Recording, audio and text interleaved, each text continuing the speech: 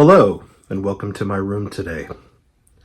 All right, Beatle fans, it's been a while. It's been quite a while, actually.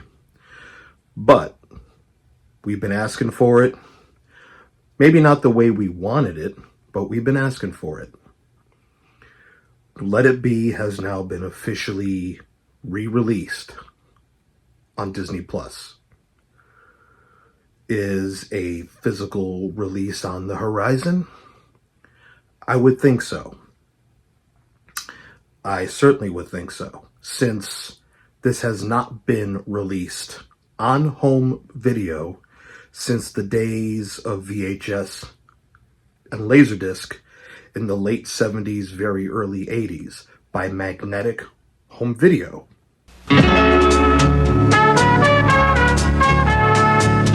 By special arrangement with United Artists Corporation, Magnetic Video Corporation is proud to offer the following special video presentation. Or RCA Select-O-Vision disc. Who remembers that?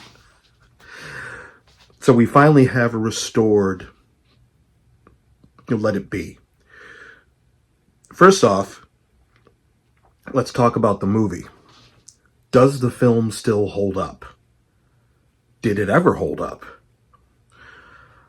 My experience, and I think all of our experiences with Let It Be, is watching it on VHS or watching it at the Fest for Beatle fans, when it was still called Beatle Fest, on the big screen, seeing that grainy 35 millimeter blow up on VHS, with these four individuals looking totally depressed, totally like they didn't want to be there, stubble on their faces, looking very tired, very exhausted, Yoko hovering next to John in every single shot, and George and Paul having what appears to be a massive argument, John not paying attention during I Me Mine, and all of that stuff. Finally ending with the tiny spot of joy, the rooftop concert at the end. Hope you passed the audition. The end. That's it. I was always one to down the film. I was one to really say, the editing was haphazard. To be totally honest, how anybody could have edited that thing to begin with is a miracle, with how many hours of footage and soundtrack was recorded during that almost month-long period in January 1969. How anything could have been remotely cohesive is interesting to me, because it was a lot. But Michael Lindsay Hogg actually did create something. What it was he created, I don't know. Now, Ringo says he felt that he had an agenda. I seriously doubt that. Or maybe he did. I don't know. But I will say now, with Peter Jackson's Get Back, that puts the final product into a new light altogether. And the new restoration, which I believe was also done by Peter Jackson's Park Road, is a beautiful restoration of the original 16 millimeter negative, I believe. And per Michael Lindsay Hogg, there's no degraining that was done, like on Peter Jackson's film, which I don't think that was an issue. Peter Jackson's film was something totally different. What Peter Jackson was doing was creating an epic historical record of that time period, capturing an entire 360-degree look at that period. So thanks to Peter Jackson's film, when we watch Let It Be, we have context now, which is something we didn't have before. So when we watch what was the final product, we know that, oh, well, this happened on that day, and right after this, XYZ happened, and we know they got it together at some point. Is the final product still a great piece of cinema? I don't know. Let It Be is so confusing. As a Beatles movie, A Hard Day's Night, Help, Magical Mystery Tour, if you want to count that as a movie, Yellow Submarine, which I do count as a movie, even Magical Mystery Tour is, a much more innovative piece of work, whichever you want, whatever way you take it, than Let It Be is. I think for us Beatle fans, it really means a lot. The restoration, just getting back to that, per what I found out, per Michael Lindsay Hogg's instructions, he didn't want any degraining done, which this is good. This looks like a beautiful 16 millimeter print. If any of you guys have the Criterion Collection editions of the Maysles Brothers, Gimme Shelter, and Salesman, D.A. Pennebaker's Monterey Pop, or D.A. Pennebaker's Dylan film, Don't Look Back, this is beautiful, beautiful film grain that you would get on a 16 millimeter print to begin with.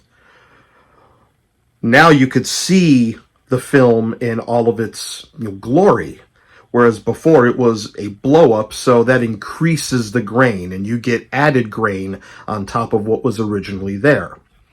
Now, I don't have a problem with film grain, and I'm going to talk more about this when I talk about the James Cameron movies on 4K UHD disc. I don't have a problem with film grain. Some of the grain removal in Peter Jackson's Get Back did make some of the enhanced close-ups that they did a bit soft. But again, that was a totally different thing. Jackson was trying to create a historical document of that period.